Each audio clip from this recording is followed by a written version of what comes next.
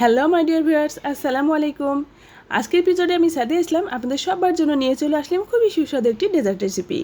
আজ আমি আপনাদের তৈরি করে দেখাবো লিচুর পায়েস। আমরা সাধারণত পায়েস তৈরি করি, কিন্তু লিচু দিয়ে পায়েস তৈরি করি কি? লিচু দিয়ে তৈরি পায়েসটা খেতে কিন্তু অসাধারণ, দেখতেও অনেক সুন্দর আর খেতে কিন্তু ভীষণই মজা। তাহলে চলুন ভিউয়ার্স, দেখে যাওয়া যাক কীভাবে স্বাস্থ্যকর মজাদার স্বাদের লিচুর পায়েস তৈরি করা যায়।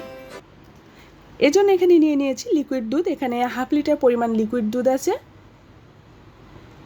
যদি গুঁড়া দুধ ব্যবহার করতে চান তা সেক্ষেত্রে 1/2 কাপ পরিমাণ গুঁড়া দুধের সাথে 1/2 লিটার পানি মিশিয়ে নিতে পারবেন।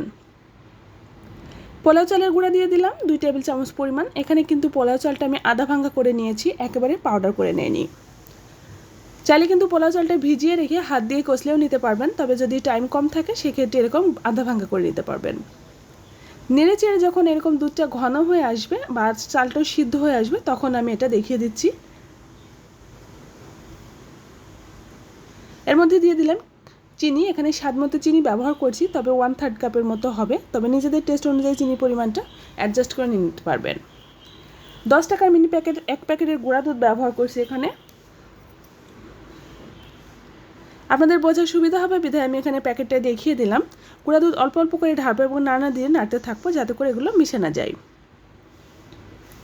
লিচু নিয়ে নিয়েছি এখানে এরকম মোটা মোটা সাইজের পাকা পাকা লাল লিচু। এখন যেহেতু লিচুর সিজন, অ্যাভেলেবল লিচু পাওয়া যাচ্ছে, তাই অনায়াসে কিন্তু লিচুর পায়েসটা তৈরি করে নিতে পারবেন। লিচুগুলো ছিলিয়ে নিয়ে নাইফ দিয়ে এরকম ছোট ছোট করে কেটে কেটে নিচ্ছি। খুব বেশি ছোট করার দরকার নেই, জাস্ট দাঁতের নিচে পড়বে এরকম করে কাটলেই হবে। ছোট ছোট টুকরা করে কেটে নেওয়ার পরে তারপরে আমি রেখে দিচ্ছি। লিচুগুলো কিন্তু একেবারে রসালো টকটকের আছে। একবারে টাটকা লিচু দিয়ে তৈরি করলে ফ্লেভারটা যেমন সুন্দর আসে, খেতেও কিন্তু অনেক ভালো লাগে। এদিকে কিন্তু পায়েস অনেকটাই ঘন হয়ে এসেছে, প্রায় চালটা মোটামুটি সিদ্ধ হয়ে গেছে।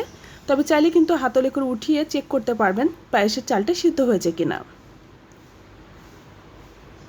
যখন দেখবেন যে চালটা পুরোপুরি সিদ্ধ হয়ে গেছে, এই পর্যায়ে কিন্তু বাকি অন্যান্য ইনগ্রিডিয়েন্টস অ্যাড করতে হবে। এখন আমি এর মধ্যে দিয়ে দিব কিছুটা পরিমাণ লিচু। এখানে যে পরিমাণ লিচু আছে এখান থেকে অর্ধেকটা লিচু এখন আমি অ্যাড করবো এবং বাকি অর্ধেকটা রেখে দিব। লিচু অ্যাড করে কিছুক্ষণ নাড়া পরে এরকম যখন উপরে সর জমে আসবে তখন বুঝতে হবে কিন্তু পায়েস প্রায় হয়ে এসেছে। লিচুর পায়েসটা কিন্তু খুব বেশি পাতলা করা যাবে না, মোটামুটি একটু ঘন থকথকে পায়েস হবে, তাহলে কিন্তু এই লিচুর পায়েসটা খেতে অনেক মজা লাগবে।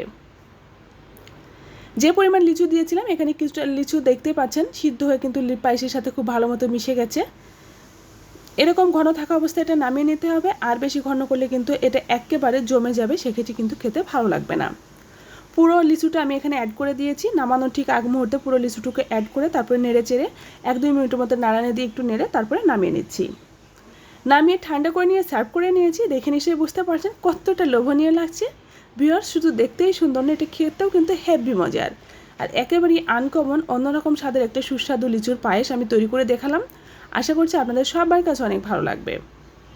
পায়েসটা আমি একটু উঠিয়ে দেখাচ্ছি, এর দেখে বুঝতে পারবেন কতটা টেস্টি হতে পারে। ভিউয়ার্স, তাহলে এই মজাদার সাথে পায়েস রেসিপি বাসায় ট্রাই করুন। আজকের মধ্যে এখানে বিদায় নিচ্ছি। আল্লাহ হাফেজ।